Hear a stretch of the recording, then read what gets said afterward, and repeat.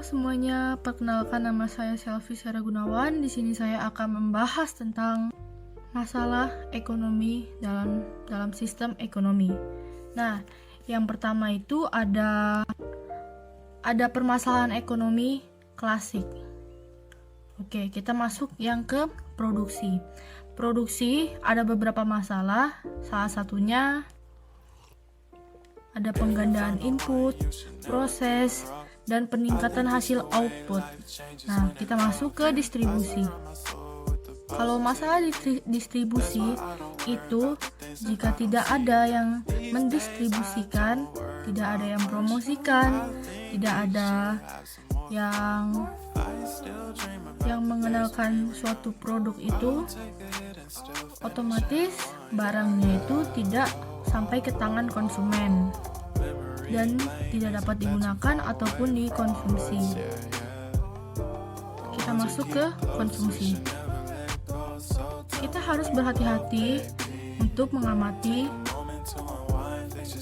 kegiatan konsumsi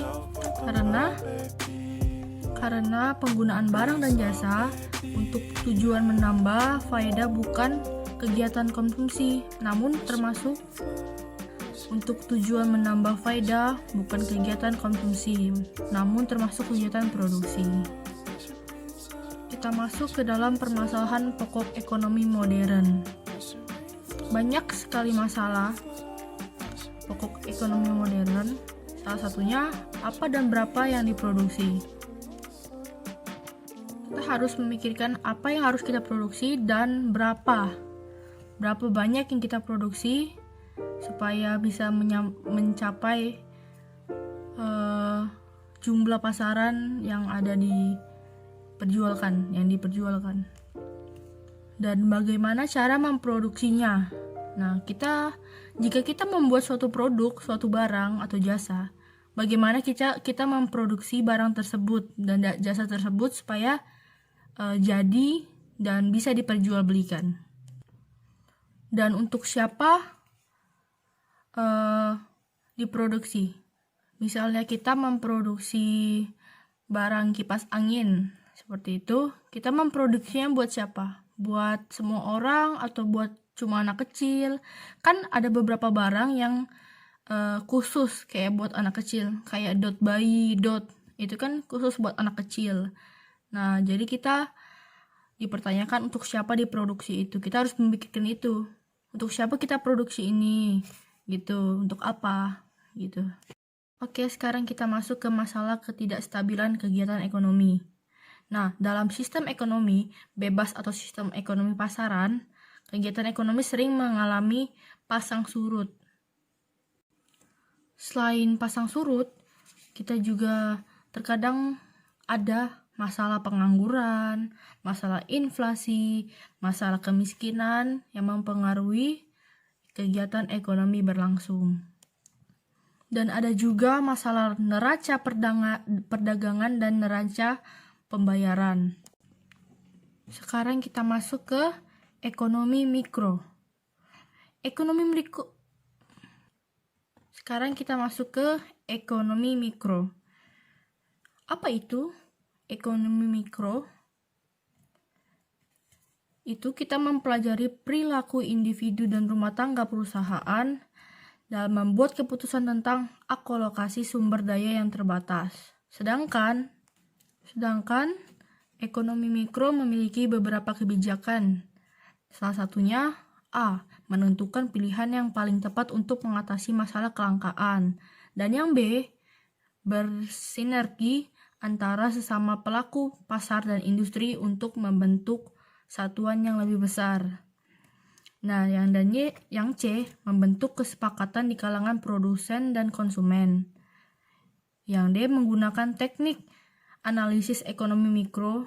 Yang E, pemanfaatan analisis biaya peluang dalam rangka menentukan pilihan.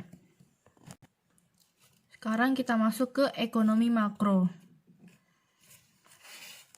Ekonomi makro mempunyai skala yang lebih luas daripada ekonomi mikro. Sekarang kita masuk ke kebijakan ekonomi makro.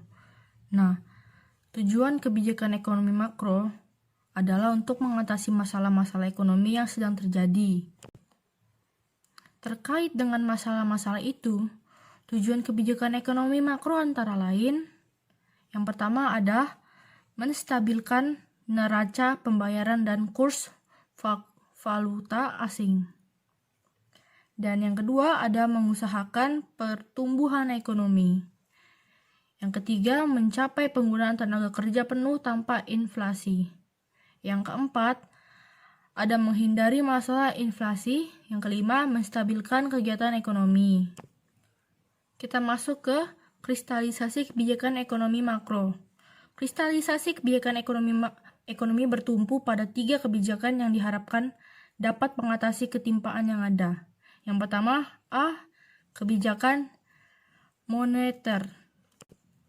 Kebijakan moneter adalah kebijakan yang dirancang oleh pemerintah dalam rangka memengaruhi jumlah uang yang beredar untuk memperbaiki kinerja perekonomian. Yang kedua ada kebijakan fiskal. Kebijakan fiskal adalah kebijakan yang bertujuan memengaruhi jumlah pengeluaran dan penerimaan pemerintah. Yang ketiga ada kebijakan dengan arah harga barang murah dan bermutu. Kebijakan yang bersifat moneter dan fiskal merupakan kebijakan yang dilihat dari segi permintaan. Dan hal ini dapat dilakukan dengan hal-hal berikut. Pengendalian keadaan sedemikian rupa sehingga pekerja tidak meminta kenaikan upah yang berlebihan.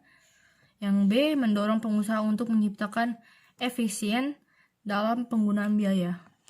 Oke, sekarang kita lanjut ke salah satu contoh ekonomi negara yang besar, yang maju di dunia. Saya mengambil contoh Amerika Serikat. Amerika Serikat negara maju yang berkembang yang ekonominya cukup besar di dunia, dan di Amerika Serikat memiliki pengangguran orang-orang yang menganggur sebanyak 7,7%. Amerika Serikat adalah salah satu negara terkaya di dunia yang memiliki sumber daya alam yang melimpah, infrastruktur yang maju, dan produktivitas yang tinggi. Di Amerika Serikat, berdasarkan sektornya, mereka bekerja di bidang pertanian, perhutanan, dan perikanan, manufaktur, penggalian, transportasi, dan kerajinan, manajerial, profesional, dan teknis, penjualan dan kantor. Terus mereka juga banyak mengekspor makanan dan kendaraan kayak otomotif gitu ke negara-negara lain seperti Cina, Kanada, Meksiko, Jepang, Jerman. Mereka saling impor, saling menukar-nukar barang, itu menjual barang dari negara-negara lain. Amerika Serikat juga merupakan produsen minyak bumi terbesar ketiga dan produsen gas alam terbesar kedua di dunia. Negara ini juga merupakan negara perdagangan terbesar kedua setelah Tiongkok. Dan sekitar 60% cadangan mata uang global diinvestasikan dalam dolar AS, sementara 24% diinvestasikan dalam euro. Sebenarnya masih banyak lagi negara-negara maju yang berkembang ekonominya yang baik, tetapi ada juga kekurangan dari negara-negara tersebut, entah dari ekonominya, entah dari transportasinya. Banyak sekali kendala di dalam suatu negara, dalam ekonominya, entah itu karena pengangguran atau semacamnya. Dan sekian info dari saya. Maaf jika ada salah kata, jika kecepatan mohon dimaklumin. Terima kasih.